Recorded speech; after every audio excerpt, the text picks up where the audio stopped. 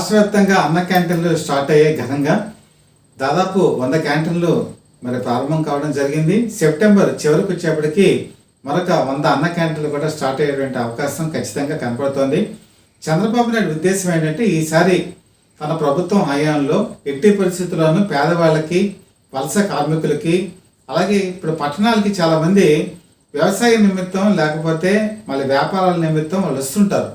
వాళ్ళు వచ్చి ఇక్కడ పనులు అది చేసుకొని మళ్ళీ తిరిగి గ్రామాలకు వెళ్ళిపోతుంటారు.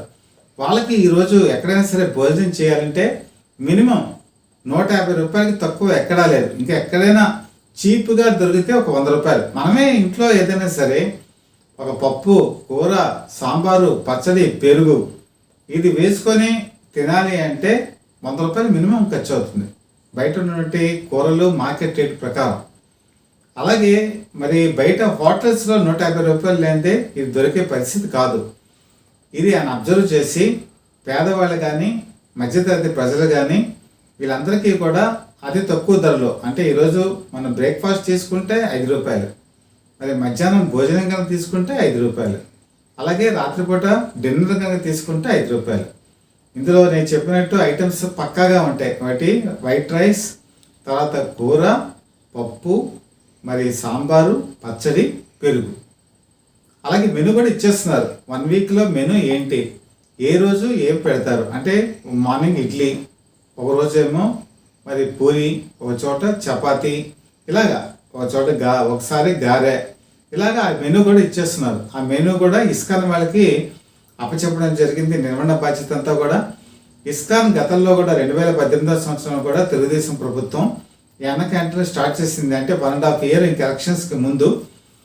అప్పుడు అద్భుతంగా నిర్వహించింది. అందరూ కూడా చాలా చక్కగా ఎంజాయ్ చేశారు కూడా. నేను కూడా అసలు అన్న క్యాంటీన్లు ఎలా ఉంటాయని చెప్పి ఆ రోజు వెళ్ళి 4-5 సార్లు తినడం జరిగింది.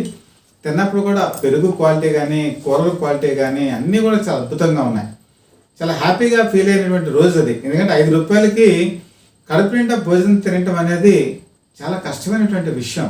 అది ఎవరు ఊహించినటువంటి విషయం. మరి దీనికి చారిత్రాత్మక నేపథ్యం ఏంటి, అసలు చంద్రబాబు నాయుడు ఇన్స్పిరేషన్ ఎక్కడ తీసుకున్నారంటే ఆయనకి మిగతా రాష్ట్రాలను అధ్యయనం చేయడం కూడా ఆయనకు బాగా అలవాటు. 2013వ సంవత్సరంలో అప్పటి ముఖ్యమంత్రిగా ఉన్నటువంటి జయలలిత తమిళనాడులో అమ్మ క్యాంటీన్లు అని చెప్పి స్టార్ట్ చేశారు. అమ్మ క్యాంటీన్లు ఆ రోజు 75 క్యాంటీన్లు స్టార్ట్ చేశారు ఆవిడ.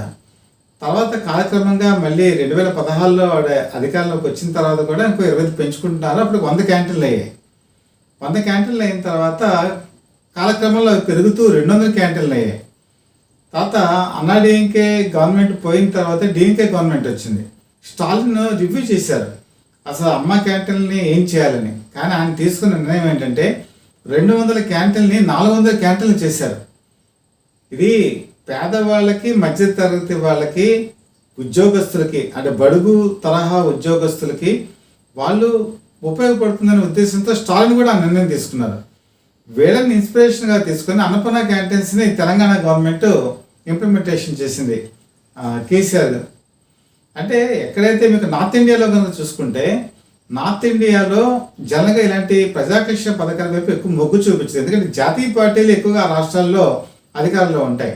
కానీ సౌత్కి వచ్చేప్పటికి ప్రాంతీయ పార్టీలు డామినేషన్ ఎక్కువ. ప్రాంతీయ పార్టీలు ఈరోజు రాజకీయాల్లో మనగలగాలి అంటే పేద, బడుగు, మధ్యతరగతి ప్రజలు ఆకాంక్షలు నెరవేర్చిన నాడే వాళ్ళు అధికారంలోకి కంటిన్యూ అవ్వగలరు. అది ఎన్టీ రామారావు 2 రూపాయలకి కిలో బియ్యం పథకం ప్రవేశపెట్టినప్పుడు అది నిరూపితమైంది. అలాగే ఈరోజు చంద్రబాబు నాయుడు కూడా ఈ 5 రూపాయలకి అన్నా క్యాంటీన్లు స్టార్ట్ చేయడం అనేది ఆ రోజు 1983లో ఒక విప్లవాత్మకమైన పందాన్ని ఎన్టీ రామారావు ప్రవేశపెట్టారు. అదే కిలో 2 రూపాయల బియ్యం పథకం. మరి ఈ రోజు కూడా అదే పథకాన్ని మరి ఈరోజు భోజనం తరహాలో 5 రూపాయలకి ఇవ్వటం చాలా గొప్ప విషయం. ఇది ప్రభుత్వాన్ని మరొక 5 ఏళ్ళు వాళ్ళకి ఎటువంటి డోకా లేకుండా నడిపేటువంటి సత్తాని, శక్తిని, ప్రజల నుంచి మద్దతుని పొందేటువంటి అవకాశం ఉంటుంది. ఇది బేసిక్గా మనకి ఒక గొప్ప వరంగా కూడా మనం భావించవచ్చు. ముఖ్యంగా ఈ అన్న క్యాంటీన్కి వచ్చేప్పటికి అన్న క్యాంటీన్ నిర్వహణకు సంబంధించి ప్రభుత్వం దగ్గర ప్రజెంట్ ట్రెజరీలో కానీ, ఖజానాలో కానీ నిధులు చాలా తక్కువగా ఉన్నాయి. అయినా సరే ఆయన దేన్ని నమ్ముకున్నారంటే సంపదను సృష్టించడం. మన ఆంధ్రప్రదేశ్ని ముందుకు నడిపించాలంటే ఆయన డ్రీమ్ ప్రాజెక్ట్స్ ఉన్నాయి. ఒకటి పోలవరాన్ని ఎట్టి పరిస్థితుల్లోనూ కంప్లీట్ చేయాలి. Next Amaravati capital. అమరావతిని కనుక తన హయాంలో నిర్మించి ప్రజల మన్నల్లో ఎప్పటికీ కూడా చంద్రబాబు నాయుడు చిరస్మరణీయ వ్యక్తిగా ఉండిపోవాలనేటువంటి ఒక ఎయిమ్లో ఉన్నారు ఆయన. తన 5 సంవత్సరాల కాలంలో ఎట్టి పరిస్థితుల్లోనూ అమరావతిని కంప్లీట్ చేస్తారు. కాబట్టి ఇదే తరహాలో పేద ప్రజలకు కూడా మరి ఆ రోజు ఎన్టీ రామారావు ₹2 కిలో బియ్యం పథకం ఎలా ప్రవేశపెట్టి ఇప్పటికీ కూడా ఆయన పేరు ఎలా గుర్తుపెట్టుకున్నారో, అలాగే అన్న క్యాంటీన్ల ద్వారా ప్రతి ఒక్కరికి కూడా, ఇంకా నాకు తెలిసి ఇది 200 క్యాంటీన్లతో ఉండిపోదు, దీని భవిష్యత్తులో మరింత పెంచేటువంటి అవకాశం ఉంటుంది. అలాగే మారుమూల ప్రాంతాలు, రూరల్ ఏరియాస్, ట్రైబల్ ఏరియాస్ ఇలాంటి వాటికి కూడా దీన్ని విస్తరించేటువంటి అవకాశం ఉంటుంది. అయితే మరి దీనికి ఉన్న ప్రధానమైన ఉద్దేశం ఏంటంటే, మరి వైట్ రేషన్ కార్డు ఉన్న వాళ్ళకి ఇంటికి సరఫరా జరుగుతోంది. కానీ ఇప్పుడు పింక్ కార్డులు ఉంటాయి. పింక్ కార్డులో ఉన్న వాళ్ళు కూడా మళ్ళీ వాళ్ళు భోజనానికి కానీ లేకపోతే మిగతా ఇతర ఖర్చులకి ఇబ్బంది పడే వాళ్ళు కూడా ఉన్నారు. మరి వాళ్ళ పరిస్థితి ఏంటి అని కూడా ఆయన ఆలోచించారు. మరి వాళ్ళందరూ కూడా ఈరోజు ఎవరైనా సరే వెళ్ళి భోజనం చేసి కడుపు నిండా తిని అన్నదాత అంటే మనకి కడుపు నిండా ఎవరైతే భోజనం పెట్టారో అన్నదాత సుఖీ భవ అని చెప్పి అనుకునే సంస్కారం మన ఆంధ్రప్రదేశ్ ప్రజల్లో ఉంది. అలాగే డొక్కా సీతమ్మ ఆ రోజుల్లో ఆవిడ ఎంతోమందికి వచ్చిన వాళ్ళందరికీ కాదనకుండా భోజనం పెట్టి మరి ఇంతకాలం కూడా ఆవిడ మర్చిపోలేదు ఎవరు కూడా డొక్కా సీతమ్మని. కరువు కాటకాల్లో ఉన్నప్పుడు కూడా ఆవిడ విదేశీయులైనా స్వదేశీయులైనా ఎవరు వచ్చినా కూడా ఆవిడ భోజనం పెట్టి పంపించేవాళ్ళు. ఆ పూటకోళ్ళమ్మ అనే కూడా ఇల్లు అనేవాళ్ళు. మరి ఎక్కడికి వచ్చినా కూడా అక్కడ భోజనం చేసి వాళ్ళు వెళ్ళేవాళ్ళు. కాబట్టి ఆ పద్ధతిలో ఈరోజు మరి తెలుగుదేశం పార్టీ కూటమి అన్న క్యాంటీన్ని చాలా నిర్వహిస్తుంది. ఇప్పుడు మనకు వస్తున్న ఫీడ్బ్యాక్ కూడా ఏంటంటే క్వాలిటీ చాలా అద్భుతంగా ఉంది. బ్రేక్ఫాస్ట్ తీసుకున్నప్పుడు, అలాగే మధ్యాహ్నం భోజనం, రాత్రిపూట భోజనం విషయంలో కూడా క్వాలిటీ చాలా బాగుంది. మార్నింగ్ 7:30 కల్లా అన్న క్యాంటీన్స్ స్టార్ట్ అవుతాయి. 11 గంటల వరకు కూడా మరి బ్రేక్ఫాస్ట్ అనేది ఉంటుంది. అలాగే మధ్యాహ్నం 12 నుంచి 3 వరకు కూడా ఈ మధ్యాహ్నం పూట ఈ భోజనం ఏదైతే ఉంటుందో అదే అందుబాటులో ఉంటుంది. రాత్రి మరి 7:30 నుంచి 9, కొన్ని చోట్ల 10 గంటల వరకు కూడా దీన్ని విస్తరించే అవకాశాలు ఉన్నాయి. ఆ డిన్నర్కి వెళ్ళే వాళ్ళకి కూడా ఉంటుంది. ముఖ్యంగా వాళ్ళు ఇక్కడ కేంద్రీకృతం చేసింది ఏంటంటే హాస్పిటల్స్లో జాయిన్ అయిన వాళ్ళకి భోజనం పెడతారు, కానీ అటెండెన్స్కి భోజనం ఉండదు. వాళ్ళు కొంత బయట ఎఫర్ట్ పెట్టేటువంటి పరిస్థితి కూడా ఉండదు. కాబట్టి హాస్పిటల్స్ దగ్గర కూడా ఈ అన్న క్యాంటీన్స్ వాళ్ళు పెడుతున్నారు. అలాగే మరి ఎక్కువగా ఈ పేద ప్రజలు, వచ్చే వలస కార్మికులు, రైతు కూలీలు పనిచేసేటువంటి ప్రదేశాలను కూడా ఇప్పుడు సెలెక్ట్ చేసుకోవడం జరుగుతుంది. డిజైనింగ్ అంతా ఒకటే. అలాగే కొంతమంది నిలబడి తినలేనటువంటి వాళ్ళకి కూర్చొని తినేటువంటి ఫెసిలిటీ కూడా ఈసారి అన్న క్యాంటీన్లో కల్పించడం జరుగుతుంది.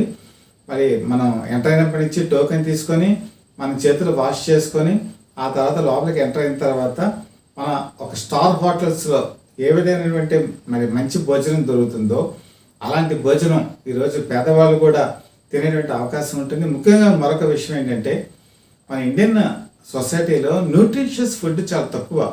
ఈవెన్ మన ఇంట్లో వండుకున్నా కూడా చాలామంది ఒక న్యూట్రిషియస్ వాల్యూస్ని ఎక్కువగా పాటించరు. కానీ ఈరోజు అన్న క్యాంటీన్లో ఇస్కాన్ వాళ్ళు ఈ న్యూట్రిషియస్ వాల్యూస్ని కంపల్సరీ పాటిస్తున్నారు.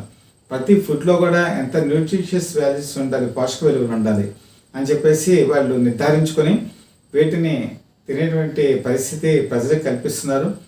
రాష్ట్ర ప్రజలందరూ కూడా ముఖ్యమంత్రి చంద్రబాబు నాయుడికి ఎప్పటికీ కూడా కృతజ్ఞులై ఉంటారు. ఎందుకంటే ఇలాంటి అద్భుతమైన స్కీము ఆయన ప్రవేశపెట్టి మళ్ళీ ఒకసారి గవర్నమెంట్ పడిపోయిన తర్వాత కూడా మళ్ళీ రెండోసారి అధికారంలో వచ్చినప్పుడు మర్చిపోకుండా తను వచ్చిన 2 నెలల కాలం వెంటనే దీన్ని ఇంప్లిమెంట్ చేశారు. ఆయన మేనిఫెస్టోలో కూడా ఇది ఇచ్చారు.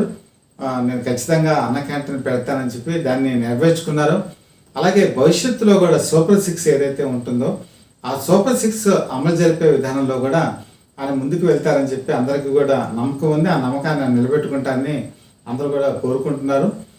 సత్యవర్త పీపుల్ లైవ్ టీవీ ఎప్పటికప్పుడు మీకు రాజకీయ విశ్లేషణలో అందజేస్తుంది.